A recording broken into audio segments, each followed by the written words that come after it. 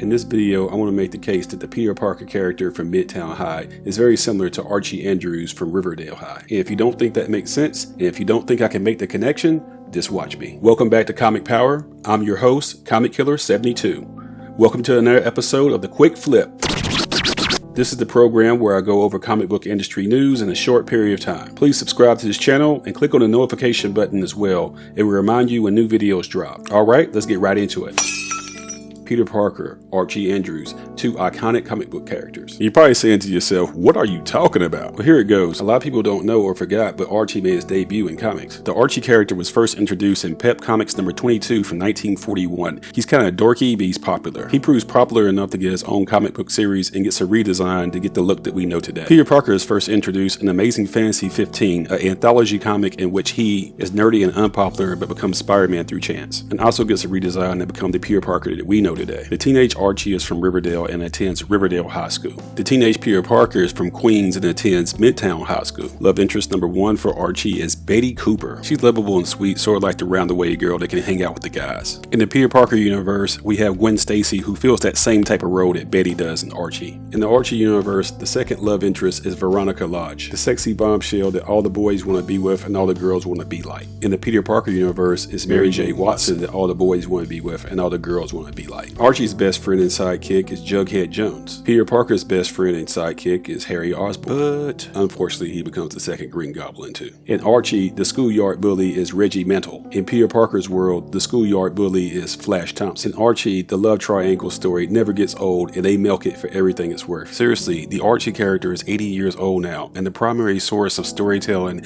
has been his on-again, off-again relationship with either Betty or Veronica. The live-action Riverdale television show also plays up this dynamic. The Peter, Gwen, and Mary Jane love triangle is very famous as well, but Marvel didn't play this up as blatantly as Archie did. Come to think of it, the early Ditko Spider-Man was a real nerd who couldn't get a girl, but John Romita Sr. took over in issue number 39 in 1966, and he started to get cooler. Or you could say they made Peter Parker more like Archie. Gwen was actually interested in Peter first, but Peter wasn't concentrating because Aunt May was in the hospital. So he ignored her advances at first, and to make him jealous, Gwen started dating Flash Thompson and then Harry Osborn. Peter started dating Mary Jane Watson, and she thought very highly of herself from the beginning, and this is where that famous panel came from, "Face it, Tiger, you just hit the jackpot." She seemed to be everything he thought he wanted, but she turned out to be actually self-absorbed and shallow. So after Peter's breakup with Mary Jane, Peter and Gwen start getting serious. So our hero Peter is like our hero Archie and steps away from the hot and gorgeous but shallow Mary Jane, aka Veronica,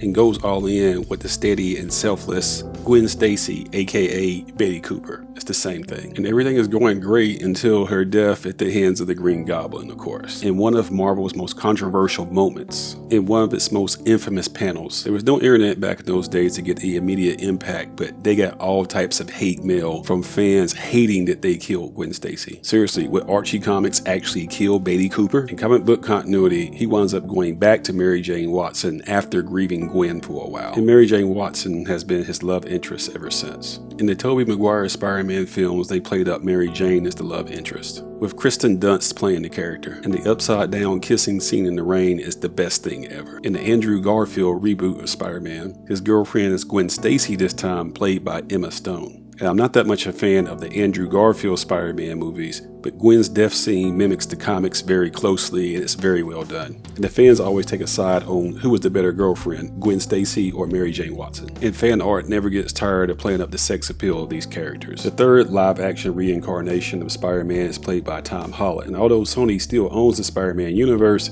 he's in the MCU through a special sharing deal with Disney. And it looks like they're doing a trilogy in which Mary Jane Watson and Gwen Stacy will not be appearing. His love interest was Liz Toombs, and now Michelle Jones, played by Zendaya. So as for MCU Spider-Man, we don't know if Gwen and Mary Jane were allowed to play in that sandbox, or Marvel just wanted to do something different. We don't know, but here we are. Tom Holland and Zendaya have good chemistry, so that's working. Here's another cool factoid as well. The Archie universe and the Spider-Man universe both have iconic songs that are well known by everybody from ages 8 to 80. And for the Archie universe, that's going to be the song Sugar Sugar, which was rejected by the pop group The Monkees. It was recorded by a group of studio musicians and was credited to the Archies. It went to #1 on the Billboard Hot 100 in the summer of 1969. Let me play a little bit of it, this short enough so I don't get demonetized.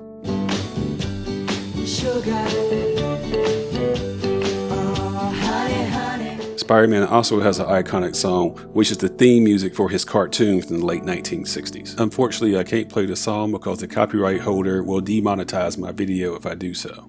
But you know how the lyrics go. Spider-Man, Spider-Man, does whatever a spider can. Okay, now let's do a recap of how Peter Parker and Archie are similar. In Spider-Man, we're introduced to our lead character, a teenage boy named Peter Parker. In the Riverdale universe, we're introduced to our lead character, a teenage boy named Archie. Love interest #1 for Peter Parker is Gwen Stacy, who is honest and selfless. Love interest #1 for Archie Andrews is Betty Cooper, who's honest and selfless. Love interest #2 for Peter Parker is Mary Jane Watson, who's known to be shallow and selfish. Love interest #2 for Archie Andrews is Veronica Lodge, who's also known to be shallow and selfish. Peter's best friend and sidekick is Harry Osborn. Archie's best friend and sidekick is Jughead. The bully in Peter's world is Flash Thompson. The bully in Archie's world is Reggie Mantle. Before we close, let me give you a few disclaimers so trolls aren't blowing up my comment section with contrarian positions. Peter Parker and Archie Andrews differ in that Peter gains superpowers. And that's not a thing in the world of Archie, but I think that the John Romita Sr. Peter Parker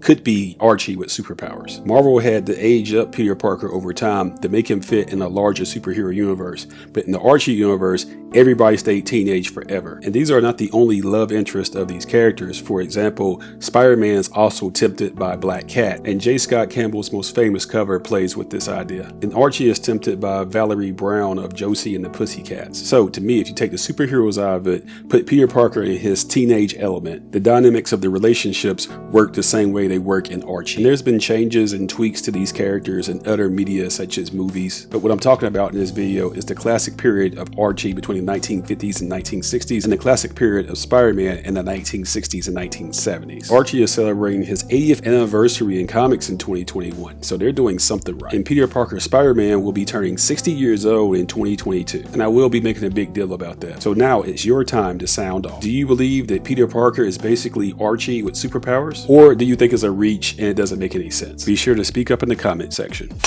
You know the drill. Be sure to subscribe to this channel, give it a thumbs up, and share these videos on social media so others learn about the Comic Power channel. I have more Spider-Man universe videos in my archives. Click on the left and see who I think are the top 5 Spider-Man comic book artists of all time. Click on the right and get more information about female Spider-Man spin-off characters that are getting their own projects in live action. This is Comic Killer 72 for Comic Power saying bye-bye.